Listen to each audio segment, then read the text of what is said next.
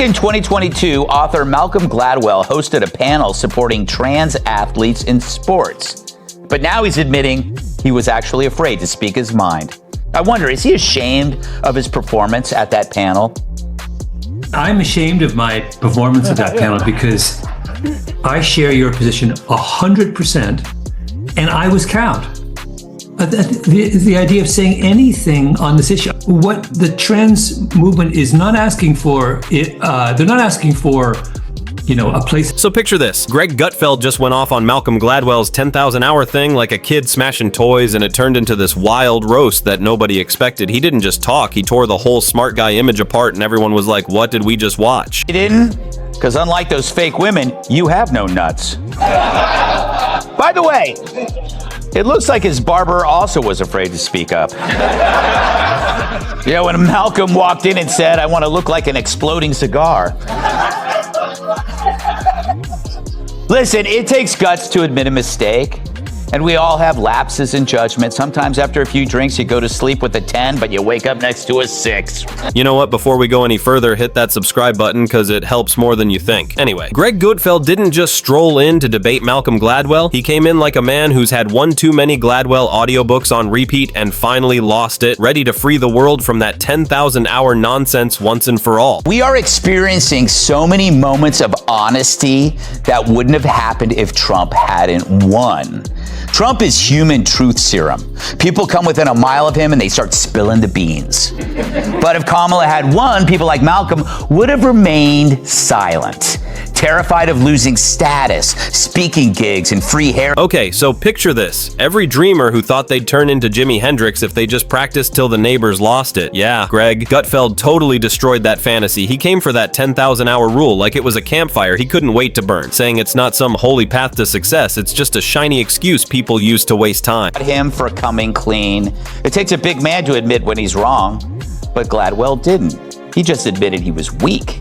He portrays this situation as if a bad thing was done to him. He was cowed. No, he wasn't cowed. Cowed is what happens when you go to lunch with Joy Behar. Wait. And she demands to lick gravy off your face.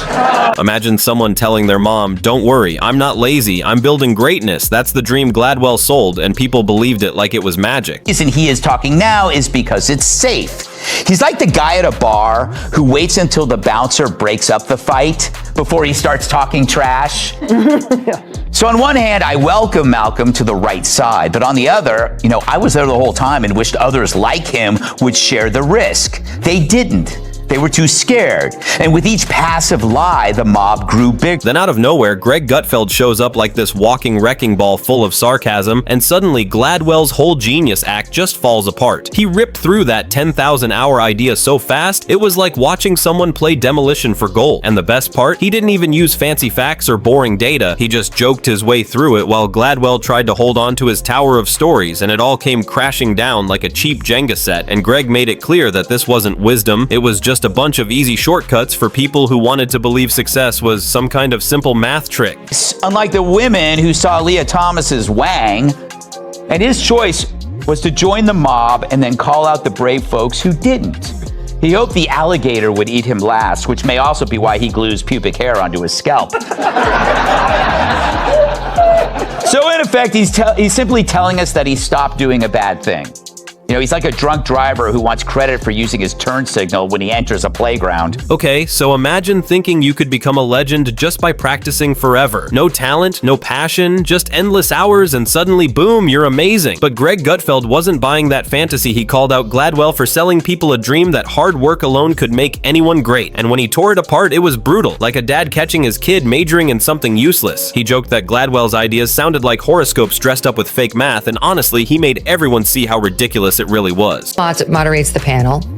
And here's a moment that happened on the panel. This is Joanna Harper in SOT 7C. Thank you. That if we let trans women compete in women's sport, then we have to let them win. Not win disproportionately, but win, at least. So Joanna's saying we have to let trans athletes win.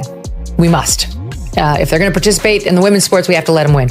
And now Malcolm was there, and he just gave an interview to Ross Tucker. So here's the thing. Malcolm Gladwell spent years building this fancy empire of smart-sounding stories about success, and then Greg Gutfeld came in and smashed it all apart with jokes so sharp they could slice steel. People were clutching their Outliers books like lost treasures while Greg kept going, roasting that 10,000-hour rule and every other cute idea Gladwell ever sold. He said it's like putting sprinkles on broccoli looks nice, but it's still nonsense, and he laughed. That reading Gladwell doesn't make you smart, it just makes you that person who brags about Sudoku on a plane and nobody's impressed. He kept hitting back harder each time till the whole Gladwell world was basically burning, and it was hilarious. Oh no! You don't know who Malcolm Gladwell is? No. You didn't know? No, I swear to God, maybe we are such I still stupid don't know group who of he is. people. Greg, I don't read what you brainiacs call books. Okay? So You know that him and I worked at the same place? that must have been fun. Yeah, in the 80s, we worked at the American Spectator. Huh. Yeah, How was his there. hair then? I don't know. I only met him once. And it How was your dark. hair then? It was great.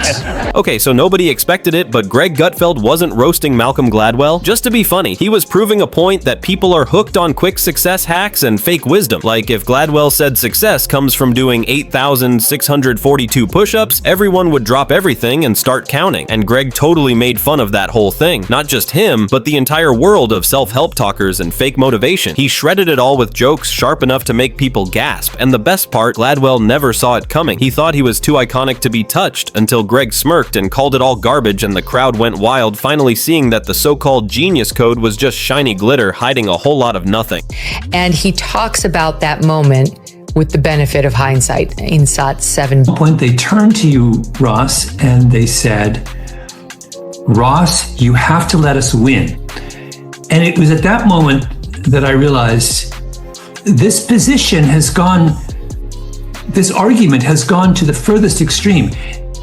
What the trans movement is not asking for, they're not asking for, a place at the table. They're not asking for to be treated with respect and dignity. So here's the funny part. Once Greg Gutfeld pulled the curtain back, it was like realizing your favorite magician had been using cheap tricks all along. The illusion was gone, and Gladwell's magic suddenly looked like a party gag. People laughed, but the real comedy started when his fans tried to defend him, clutching their books like treasures, arguing he changed their lives. Greg made them look like a cult with tote bags and highlighters, all believing just 10,000 more hours, and I'll be amazing. He wasn't just roasting Gladwell, though he was calling out the whole self-help circus that sells fake hope in shiny covers with big titles pretending you're only a few chapters away from fixing your entire life. You were in the bathroom a couple hours ago, and you said to me, this is a tough show. The topics are really thin. What did you have a problem with this topic? What's your problem with it? I think I have a question Yes. that many members of the audience may share, and people in the audience and those watching at home. Who the hell is Malcolm Gladwell? Okay, so everyone kind of knew it, but Greg Gutfeld just said it out loud that these so-called smart books are nothing but brain candy. They make you feel deep for 5 minutes, then leave you empty. He laughed at that 10,000-hour rule, saying if repeating stuff made you great, then every office worker lost in Excel for 20 years would be the Beethoven of spreadsheets. And he pointed out how that number sounds too neat, like someone made it up in a meeting to sell mugs and t-shirts. He joked about Gladwell's style too, taking one weird story, stretching it into a life lesson, and selling it like gold, saying it's like turning a fortune cookie into a $50,000 seminar. And the wildest part, people loved it. Companies turned it into training schools, made it homework, and self-help fans treated Gladwell like some magic guru who could turn average into amazing. And his admission from last week, where he said, for the listening audience that didn't hear us play it a couple days ago, he admitted that he moderated a panel a couple years ago and that he intentionally misled on his own feelings when he suggested boys should be allowed to play in girl sports if they say they're trans.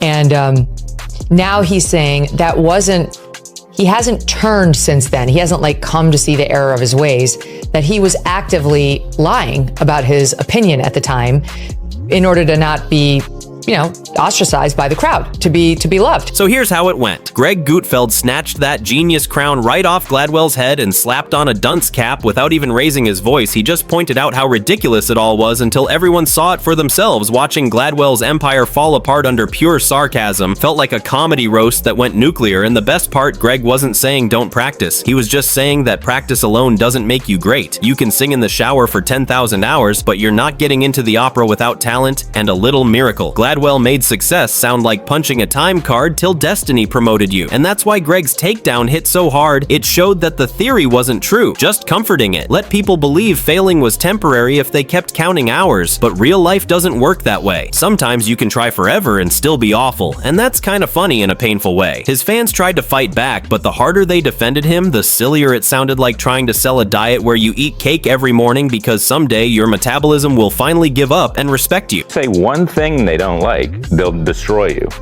But if you are constantly saying things they don't like, they kind of ignore you after a while. They have get to. away with it. They have to. I learned what that. What can they do? Yeah, they used to like come after me every day, and I just exhausted them. Right, and it's like with my tweets, it's like you can go through my tweets. It's like, go ahead, try to cancel me from that. You know what I mean? So Greg Gutfeld didn't just smash the myth, he turned it into a full-blown comedy show. He exposed how people love clinging to easy answers and magic formulas that make life feel less random. Gladwell gave everyone a fairy tale dressed up with numbers, and Greg ripped the wrapping off to show it was just a cheap toy underneath. And honestly, someone had to do it, because for years, people treated Gladwell like some genius prophet handing out wisdom from a mountain, but Greg showed that those big commandments were really just fancy bullet points with good storytelling fun to read. Sure, but nothing groundbreaking. By the end, everyone saw it. The magic was gone, and all that was left was sarcasm sharp enough to slice through his whole image. And the wild part, Greg didn't use data or research, he just laughed his way through it, till Gladwell's empire turned into the punchline of one long, hilarious joke that once you hear it, you can never unhear. So if you had fun watching this wild ride, then you gotta hit that subscribe button right now and join the Jacob Reports family, where we spill the hottest takes, the funniest drama, and the truth no one else dares to say. Don't miss out, cause things are just getting crazier from here.